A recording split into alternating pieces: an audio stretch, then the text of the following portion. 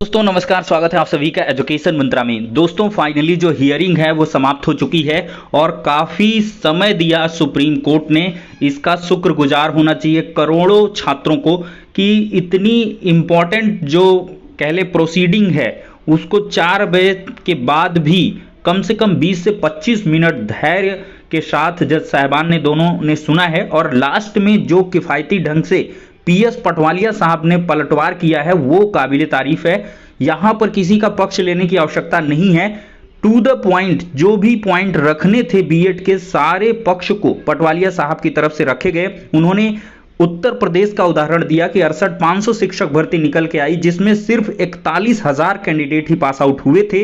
इसी वजह से नेक्स्ट फेज में 69,000 शिक्षक भर्ती में बीएड कैंडिडेट को अलाउ करना पड़ा। और उसी के दरमियान यहां पर जब कह लें कि 28 जून 2018 का जब नोटिफिकेशन एनसीटी का जारी हो चुका था, उसके बाद से दिसंबर में जाके 2018 में नोटिफिकेशन जारी किया गया था और उस एग्जाम में पार्टिसिपेट करवाया गया। तब जाके उनका रिक्रूटमेंट प्रोसेस कंप्लीट हुआ और ऐसी स्थितियों के साथ ही उन्होंने बताया कि 19 ऐसे स्टेट हैं जिन्होंने बीएड को एलिजिबल किया है 1 to 5 के लिए। और कई ऐसे स्टेट का नाम उन्होंने गिनाया है, जैसे पटना, आई थिंक पटना हो गया। एक स्टेट का और नाम लिया जहां पे ब्रिज कोर्स भी ऑलरेडी स्टार्टेड हो चुके हैं। बहुत जगह ऐसी हैं स्टेट में जिनके द्वारा वेरियस जो रिक्रूटमेंट प्रोसेस हैं वो भी कंप्लीटेड हैं। और साथ ही साथ उन्होंने केवीएस के डायरेक्टर के भी एक लाइन को हाईलाइट किया है ऑन द कोर्ट की।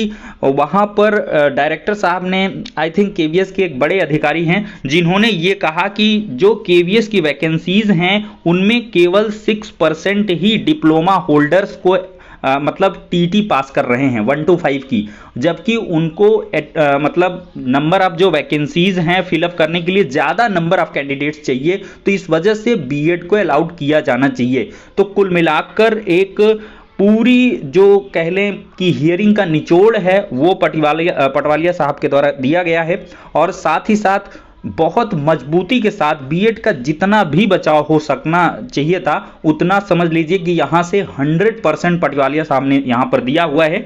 अब देखते हैं कि जज साहब इससे काफी खैर प्रभावित भी हुए हैं एट लास्ट ये आर्गुमेंट की ये बहुत ही बड़ा मुद्दा है। और 19 ऐसे राज्य हैं जिन्होंने बीएड को एलिजिबल कर दिया है 2018 के एनसीटी के गजट के बाद से। तो ये एक बहुत ही बड़ा मुद्दा हो जाता है। और साथ ही साथ दोस्तों लास्ट में थोड़ा सा कंफ्यूजन हुई है। देखिए क्लियरली जो मेरे माइंड में चीजें हैं कि जज साहब ने मंडे तक जो है रिटन सबमिशन के लिए बोला है, लेकिन फ्राइडे की एक बात आई है। क्या ऐसा है कि मंडे तक रिटन सबमिशन दाखिल करके एक फाइनल हियरिंग फ्राइडे को हो? इसकी कंफर्मेशन जैसे ही होगी आप सभी को प्रोवाइड कर दिया जाएगा इस चैनल के माध्यम से। लेकिन एक बात तो ये है कि दो यहां से एस्पेक्ट हैं कि मंडे तक रिटन सबमिशन दाखिल कर देने हैं और ऑर्डर रिजर्व हो गया। खैर ऑर्डर रिजर्व जैसी कोई चीज जज साहब के द्वारा नहीं बोली गई है।